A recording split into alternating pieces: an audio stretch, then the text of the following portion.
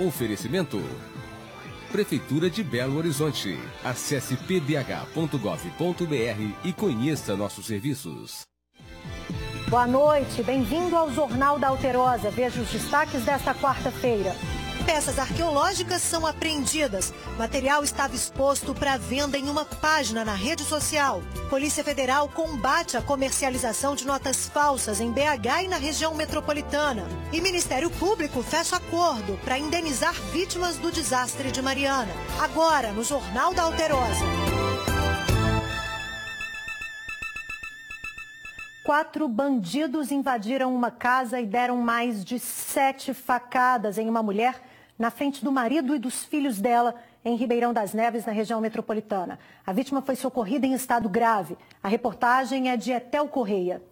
O caso aconteceu nessa casa de número 117. De acordo com o boletim de ocorrência da Polícia Militar, 4 homens pularam o muro da casa, um deles armado e o outro de posse de uma faca. Eles disseram para o marido da mulher de 28 anos que o alvo seria ela. Rayane Pereira da Silva levou mais de 7 facadas no quarto do casal. De acordo com testemunhas, 2 crianças, filhos de Rayane, um menino de 4 anos e um de 7, estavam no local. Um deles assistiu à cena. Depois de esfaquearem Rayane, os homens fugiram sem serem identificados. De acordo com informações da polícia, eles estavam encapuzados. Pelos que os vizinhos falaram, que esses caras são estranhos, porque todo mundo conhece todo mundo aqui, né? Eles estavam desde 7 horas da noite, já 20 anos circulando. Rayane precisou ser transferida para o Hospital Municipal de Contagem. Ela passou por cirurgia e permanece em estado grave. Tá vivo, mas igual o médico falou que o estado dela ainda é estável, porque depende de ela sair da anestesia para ver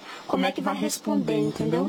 Porque ela recebeu muito perfurações por dentro dela, muito. A família afirma que não sabe o motivo do crime. Rayane e os filhos vivem com o atual companheiro dela há 3 meses e tem passagem por envolvimento com drogas. Quando ela era mais jovem, ela se envolvia, ela vendia. Mas depois ela tinha parado, entendeu? Uma mulher foi agredida durante uma tentativa de assalto em Contagem, na região metropolitana da capital. Segundo a Polícia Militar, a jovem andava pela rua quando percebeu a aproximação da moto com 2 homens. O garupa desceu e anunciou o assalto. Muito nervoso e armado com uma faca, ele ameaçou e agrediu a vítima, que foi jogada no chão. Um morador gritou e os criminosos fugiram sem levar nada. Está internado em estado grave no Hospital João 23, aqui na capital, o menino de 7 anos que teve 75% do corpo queimado depois da explosão de uma embalagem de solvente em Três Corações, no sul de Minas. Estas fotos mostram como ficou o local após uma explosão no bairro Cotia. Segundo o Corpo de Bombeiros, uma criança de apenas 7 anos estava brincando no quintal desta casa, que é uma oficina desativada, quando teria acendido um fósforo próximo à lata de solvente. Foi manusear um recipiente contendo solvente, um produto inflamável. Ele riscou o fósforo e o recipiente explodiu. E com isso, o líquido inflamável projetou no corpo dele, provocando queimaduras gravíssimas. Este borracheiro trabalha ao lado da casa do menino e conta que se assustou com o barulho. Eu estava no momento tomando água aqui, aí escutei a explosão, aí eu peguei, olhei para lá, vi a criança correndo do fundo para a rua, cheio de fogo. Aí eu larguei o que eu estava fazendo aqui, corri, pulei o muro, lá tem 2 cachorros, que meus cachorros me pegaram, eu pulei lá dentro e corri, cheguei lá, a criança já tinha voltado, já estava entrando lá em chama, aí o outro rapaz também do posto pulou, aí encontramos lá dentro da casa junto, pegamos a toalha e começamos a apagar o fogo mesmo. Após o acidente, familiares tiveram que parar uma ambulância da prefeitura que passava aqui em frente à casa. O menino foi levado para o Hospital São Sebastião com queimaduras graves. Provocando queimaduras de 2º e 3º grau, são consideradas queimaduras graves, lembrando que pelo nosso protocolo, a partir de 20% já são consideradas graves essas queimaduras. Então, uma grande extensão corpórea, a parte da frente torácica dele, braço e pernas, todos foram consumidos pelas chamas. Pela gravidade dos ferimentos, no mesmo dia, o menino foi transferido para o Hospital João 23, em Belo Horizonte. Então, os pais, os responsáveis, têm que se cercar de alguns cuidados, verificar o ambiente onde a criança está brincando. Se você tiver um olhar mais acurado e se cercar dos cuidados devidos, você pode evitar tragédias como essa. Cerca de 60 peças históricas foram recuperadas pela polícia hoje em Belo Horizonte. O material arqueológico estava em uma casa no bairro Camargos, na região oeste da capital. A Polícia Militar do Meio Ambiente fez a apreensão depois de uma investigação do Ministério Público.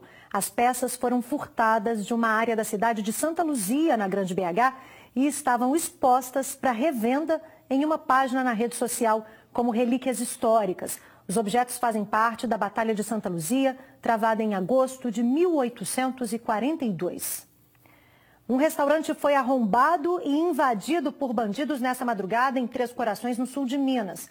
Uma viatura que passava pelo local percebeu a janela aberta e prendeu os ladrões. Veja só as imagens. Eles chegam por volta das 3h40 da manhã. Enquanto um dos bandidos fica vigiando, o outro segue para o restaurante.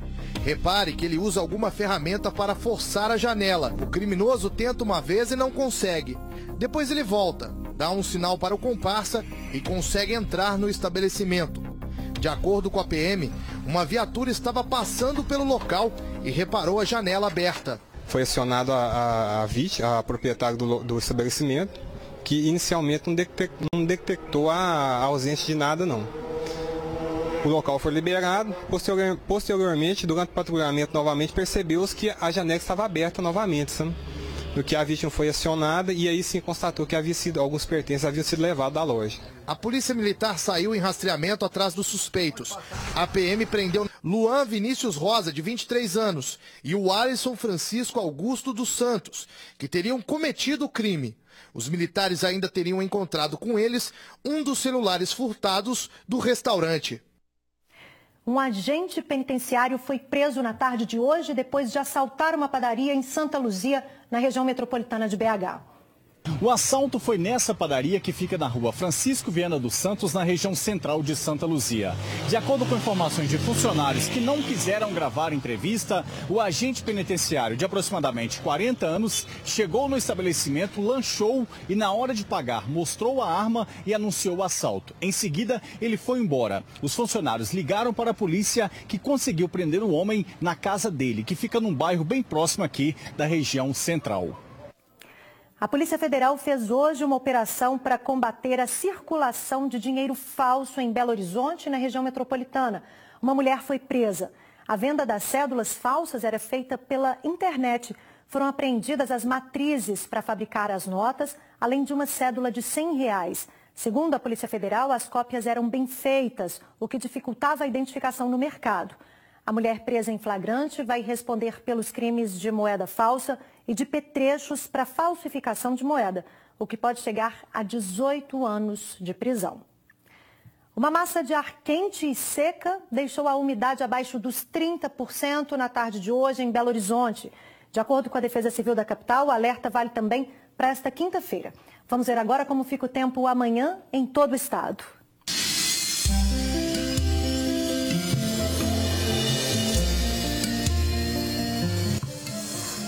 Céu parcialmente nublado com pancadas de chuva e trovoadas isoladas na região metropolitana, no sul, sudoeste, Campo das Vertentes, Zona da Mata, Rio Doce e no Triângulo Mineiro. Nas outras regiões, céu claro a parcialmente nublado com névoa seca. Em Belo Horizonte, mínima de 17 e máxima de 30 graus. Em Ervália, os termômetros vão de 16 a 33. Oscilam entre 18 e 35 graus em Patos de Minas.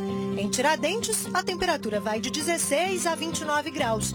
E em Juiz de Fora, mínima de 16 e máxima de 33 graus.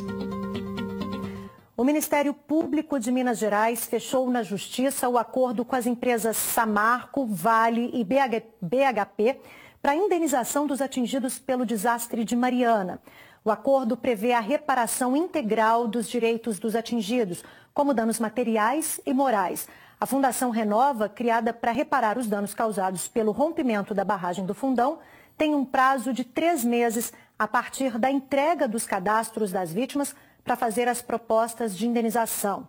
Também ficou estabelecida a interrupção da prescrição dos direitos, que poderia acontecer no próximo dia 5 de novembro, quando a tragédia completa 3 anos. Veja logo depois do intervalo que é baixa a previsão de renovação política no Congresso Nacional. Eu volto já já.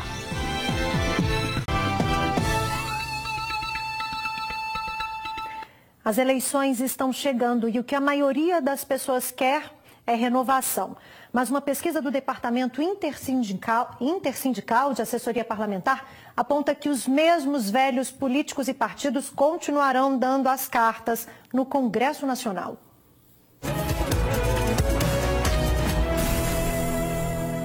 Na reta final das eleições 2018, a expectativa da maioria das pessoas é de renovação política.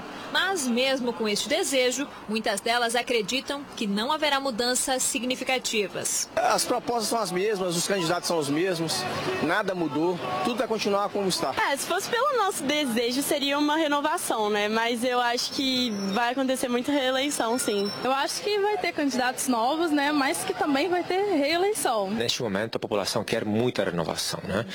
Agora, não é dito, não é garantido que isso aconteça de fato. Uma das consequências do financiamento compulsório estatal, o financiamento público chamado, é exatamente esta, que quem decide para quem vai o dinheiro, afinal, são os mesmos partidos. Então, obviamente, são exatamente os partidos maiores e que, no caso atual, são os partidos que também são envolvidos, foram envolvidos nos casos de corrupção. Segundo um estudo realizado pelo Departamento Intersindical de Assessoria Parlamentar, o DIAP, a previsão é que o índice de renovação seja de 54%, com cerca de 208 novos componentes para a Câmara Federal dos Deputados.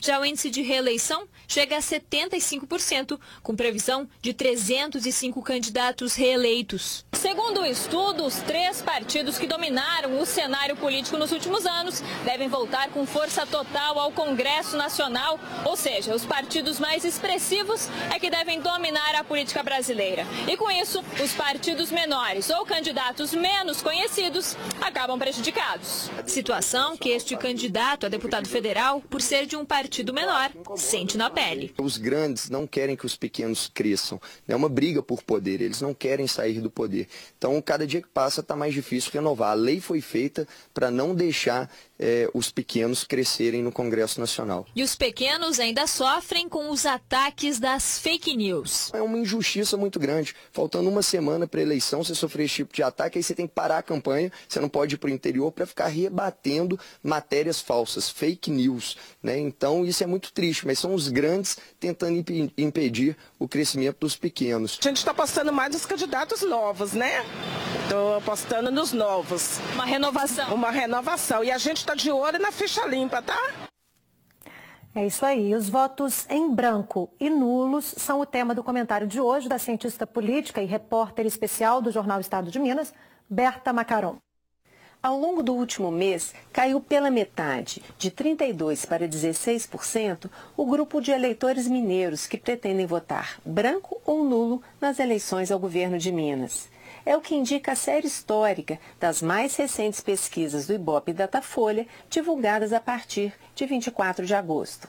Contudo, esse grupo de eleitores de desalentados em 2018 é ainda maior do que aquele verificado neste mesmo momento da campanha em 2014.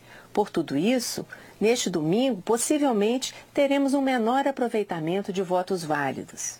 Nada se estranhar num ambiente político contaminado pela espetacularização de denúncias e pelo ativismo judicial, que tanto estimula a negação da política. Mas é na política, e só nela, que temos a possibilidade de buscar consensos e solucionar conflitos pacificamente. Daqui a pouco você pode fazer a diferença no Natal de crianças e adolescentes de abrigos, participando do apadrinhamento afetivo. As informações eu te passo logo depois do intervalo.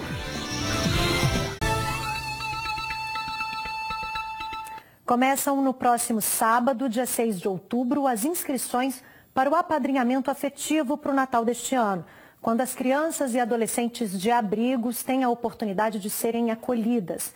O programa é do Centro de Voluntariado de Apoio ao Menor, o CEVAM. E esse ano a campanha tem algumas novidades. As informações são da repórter Fernanda Pena. A novidade neste ano é que o apadrinhamento afetivo para o Natal será estendido para Santa Luzia, Sabará e Jaboticatubas, na região metropolitana, além de continuar aqui na capital, onde o programa existe há 19 anos. Quem vai dar mais detalhes sobre o apadrinhamento é o presidente do CEVAM, o Ananias Neves. Ananias, o que é o apadrinhamento afetivo? Como é que ele funciona? O apadrinhamento afetivo ele é para permitir que os crianças e adolescentes que vivem nos abrigos da cidade possam ter um convívio com as famílias da cidade. Em Belo Horizonte, aproximadamente 600 crianças e adolescentes abrigados, na faixa etária de 0 a 18, porém, o programa só alcança de 4 a 17 e 6 meses. É fundamental, nesta idade, que participe da construção da vida desses meninos para a nossa cidadania. Ananias, quem pode ser madrinha ou padrinho de uma dessas crianças e adolescentes?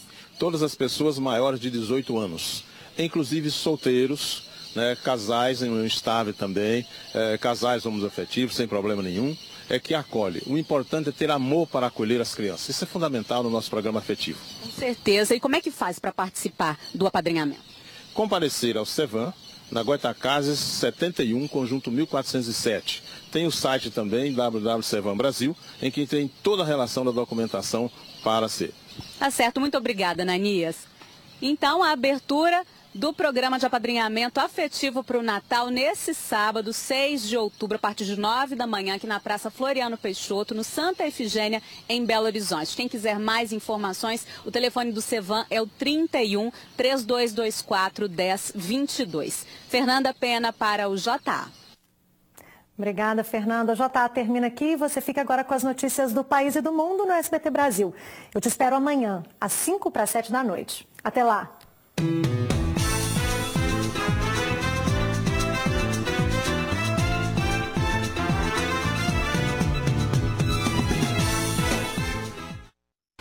Jornal da Alterosa. Oferecimento. Prefeitura de Belo Horizonte. Acesse